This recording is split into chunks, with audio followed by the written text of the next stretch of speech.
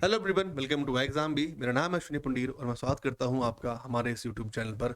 और CHSL 2024 का notification जो है वो आउट हो चुका है। आप सभी लोग उस नोटिफिकेशन का बहुत टाइम से बेसब्री से जो है आप इंतजार कर रहे थे और फाइनली वो नोटिफिकेशन जो है आपके सामने आ गया है। अब अगर हम बात करें कि आपके उस एग्जाम में लगभग लगभग 2.5 महीने अब आपके पास बचे हैं, क्योंकि अभी कुछ दिन पहले डेट्स भी उसकी अनाउंस हो चुकी थी। तो अब इन 2.5 महीने में हम उस एग्जाम को कैसे क्रैक कर सकते हैं, या फिर अगले 2.5 महीनों में इस एग्जाम में और बाकी सब एग्जाम्स की आप एक साथ अप्रोच आप कैसे लेकर एक साथ चल सकते हैं, इसके बारे में वीडियो होने वाला है। वीडियो के अंत तक जरूर देखिएगा और अगर आप आज यहाँ पहली बार आए हैं तो चैनल को लाइक और सब्सक्राइब जरूर कीजिएगा। स्टार्ट करते हैं इस वीडियो को, ठीक है। तो सबसे पहले हम बात करेंगे भाई कैलेंडर की। जो ये जो डेट का कैलेंडर है भी कुछ दिन पहले रिलीज किया था अभी एससी ने। ये भी क्योंकि आप जानते हैं इलेक्शन चल रहे थे तो उसके रिगार्डिंग डेट्स में फेरबदली हुई है। तो हमारा मेन कंसर्न है यहाँ पर आपका CHSL का एग्जामिनेशन, जिसमें आपका पेपर जो है ये होगा भाई 1, 2, 3, ठीक है, 4, 5, 8, 9, 10, 11, 12 जुलाई, ठीक है। जुलाई में आपका ये एग्जाम शेड्यूल्ड है। लगभग लगभग 10 शिफ्ट में आपका एग्जाम जो है ये होने वाला है, ठीक है। तो अब आपके पास पूरा मई है, पूरा जून है और आधा आपके पास पूरा यहाँ पर अप्रैल भी बचा हुआ है, क्योंकि आज जो है आज 12 अप्रैल है, ठीक है।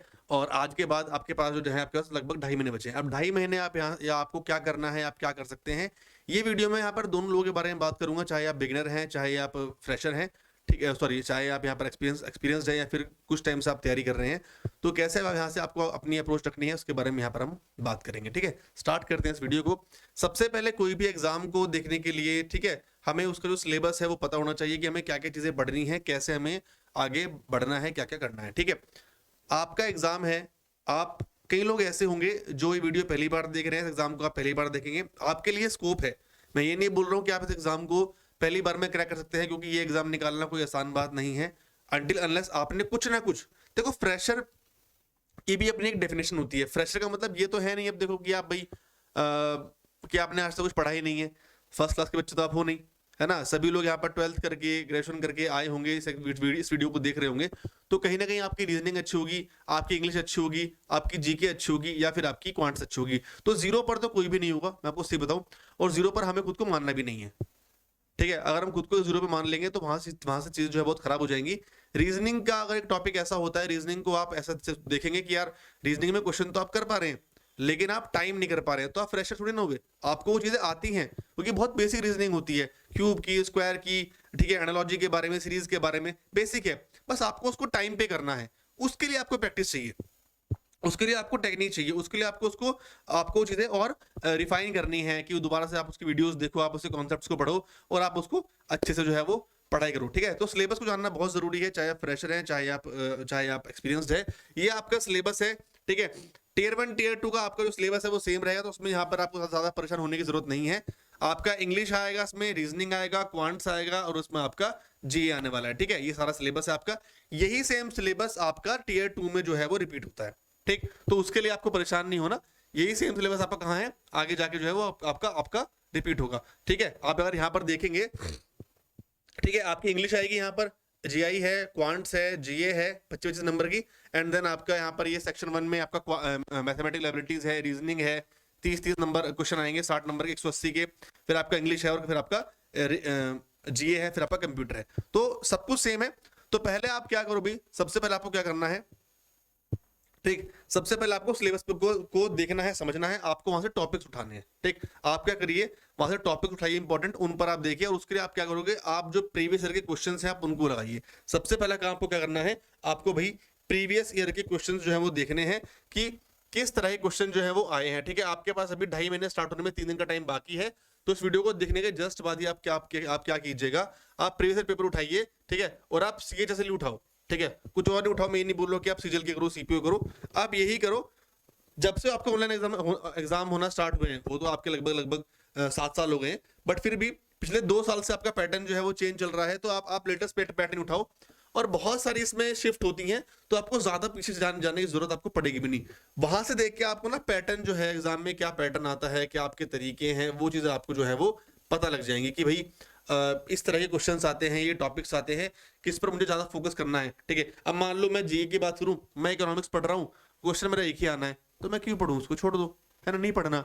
हिस्ट्री में से आपके क्वेश्चंस आएंगे, ठीक है, आपके ज्योग्राफी और स्टैटिक के मिलाए क्वेश्चंस आएंगे, तो वो चीजें पढ़ो जो आपकी आनी है। करंट अफेयर्स आपको पता है आएगा, 1 से 1.5 साल का आपका करंट अफेयर आने वाला है, जुलाई में है, तो पूरा आप 2023 का करो और 24 का आप पूरा आधा करो, है ना, समझ गए।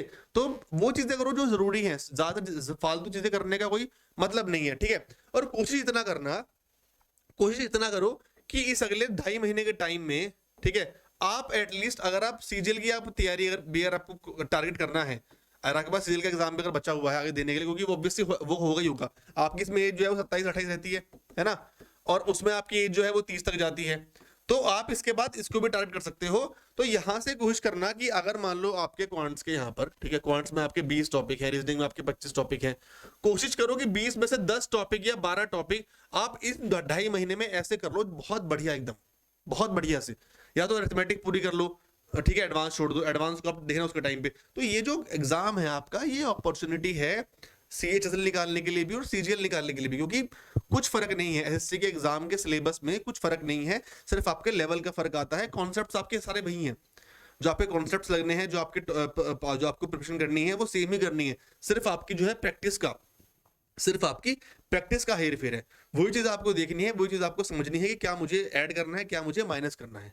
क्लियर, ठीक है। तो आप पीवाईपी आप देखिए, वहां से आप टॉपिक्स निकालो, ठीक है, वहां से आप क्या करोगे, वहां से आप भी आप टॉपिक्स निकालो, ठीक, वहां से टॉपिक्स निकालो, ठीक है। जैसे अगर मैं क्वांट्स की बात करूं तो इंपॉर्टेंट टॉपिक क्या है आपके, जो करने जो आपके आने ही आने, ठीक, तो आपकी पूरी अरिथमेटिक है भाई, पूरी अरिथमेटिक कर लो, ठीक है। एडवांस में सिर्फ आप खाली मेंसुरेशन कर लो, मतलब जो आपका जो सेकंड पार्ट होता है वो, उसमें से अभी अगर टाइम नहीं है इसको पूरा करो, इसको पूरा करो, है ना। और जो आपका बच्चा है मेंसुरेशन, उसमें आप क्या करो, उसमें भैया जैसे आपके फॉर्मूलाज हैं, जो आपके क्वेश्चन फॉर्मूला बेस्ड आते हैं, उनको याद कर लो अभी। ये मैं सिर्फ खाली आपको पहले टीयर 1 तो निकालो एक बार, है ना, टीयर 1 निकालोगे फिर आपको 1-2 महीने और मिल जाएंगे टीयर 2 के लिए, तो उतना कर लो जिससे आपके 140-150 नंबर आपके आ जाएं, ठीक है, ठीक है। वैसे आपके रीजनिंग आपको पूरी करनी पड़ेगी भाई, सो आपके सारे टॉपिक्स हैं पुराने ईयर के बेस पर, आप अगर पैटर्न देखोगे, आप सेम क्वेश्चन रिपीट कर लो, उन्हीं वैसे क्वेश्चन की प्रैक्टिस करते रहो, आप सेम क्वेश्चन की प्रैक्टिस करते रहो, प्री मेंस के क्वेश्चन लगाओ, रीजनिंग के लिए सारे भी टॉपिक कर लो आप, ये आपको पूरी करनी है। यहाँ से आपको 40-45 जो नंबर वो स्कोर करने ही करने हैं, 45 तो आप मान के चलो, इसमें उसको आप छोड़ नहीं सकते, ठीक है। जीए में आप सिलेक्टिव होते हैं और हमेशा होना भी चाहिए, ठीक है, वो बहुत जरूरी है। जैसे कि आपको, ठीक है, स्टैटिक वाला पार्ट आपको करना है वो आप जरूर कीजिए, क्योंकि यहाँ पर वन लाइनर आते हैं, आप स्टैटिक वाला पार्ट कीजिए। करंट अफेयर्स को आप पढ़िए, करंट अफेयर्स आपको करने हैं, आप उनको देखिएगा, ठीक है। और उसके बाद आपकी हिस्ट्री से क्वेश्चंस आते हैं, वो करिए आप, ज्योग्राफी उससे करिए, पॉलिटिक इंपॉर्टेंट टॉपिक्स आपके आर्टिकल्स हैं, वहां से क्वेश्चन कीजिए, करिए आप, अमेंडमेंट्स है वहां से क्वेश्चन कीजिए, ठीक है। तो आपको थोड़ा सा सिलेक्टिव होना है चीजों में, क्लियर। नेक्स्ट अगर मैं बात करूँ, ठीक है, यहाँ पर क्या बचा आपका, इंग्लिश बचा।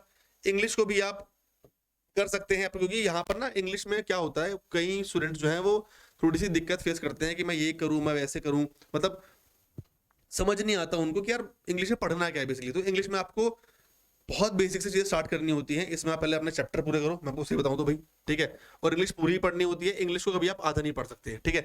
आपने टेंस पढ़ लिया, आर्टिकल छोड़ दिया, आप तो आप, क्योंकि आपको यहाँ पर आपके ये तो है नहीं कि यार ये टॉपिक आएगा, आपका आता है स्पॉटिंग द एरर, ठीक है, फ्रेजल वर्ब्स आ गई आपकी, ठीक है, आपका फिल इन द ब्लैंक्स आ गए, वो तो आप पूरा, जब आपकी पूरी आपको इंग्लिश आती होगी ना, तभी उसको आप कर पाओगे। आपको आर्टिकल्स पढ़ने हैं, आपको प्रिपोजिशन पढ़ने हैं, आपको कंजक्शन पढ़ना है, आपको, ठीक है, मोडाल्स पढ़ने हैं, ये चीजें आपको पढ़नी ही पढ़नी पड़ेगी, बिना इनके पढ़े आप इंग्लिश को कवर नहीं कर पाओगे, कभी नहीं कर पाओगे, ठीक है। उसके लिए आप रीडिंग करो, वो बहुत जरूरी है, ठीक है, उसके लिए आप रीडिंग करो, बहुत जरूरी है। तो बेसिकली इस वीडियो का मतलब यहाँ पर ये है, मैं आपको समझा रहा हूँ कि यहाँ से आप ना सीजीएल और सीएचएसएल दोनों की तैयारी को आप एक साथ जो है वो लेके चल सकते हो, और बहुत बढ़िया आप यहाँ पर इस कोर्स को आप कर सकते हो, ठीक है। तो पेपर के मैंने पैटर्न को बताया, पीवाईपी लो, ठीक है, सिलेबस को अपना पूरा करो, कोई भी एक कोर्स लो, कहीं से ही पढ़ लो, कोई दिक्कत नहीं है, ठीक है। जहां से भी आपको टॉपिक में दिक्कत आई, आप पहले जब आप पीवाईपी का मॉक टेस्ट आप लगाओगे ना, वहां से आपके वीक पॉइंट्स है वो आपको निकल कर आएंगे, वो आपको समझ में आएंगे, उनको नोट डाउन करो।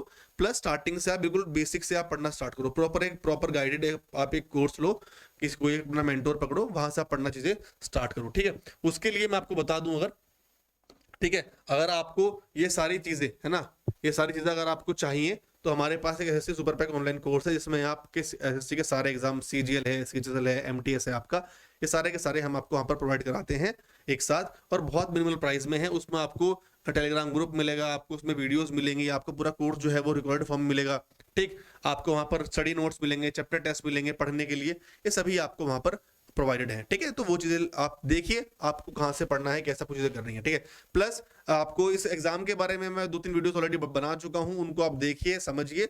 बहुत बढ़िया ये नौकरी है, बहुत अच्छा ये आपके पास एक मौका है चीजें करने का, चीजों को समझने का, कि यहाँ से हम पे एग्जाम निकालेंगे तो हमें बहुत फायदा होगा, चाहे आपका सीजीएल का एग्जाम हो, चाहे आपके और भी कोई एग्जाम आने वाले हैं वो आपके एग्जाम्स होंगे।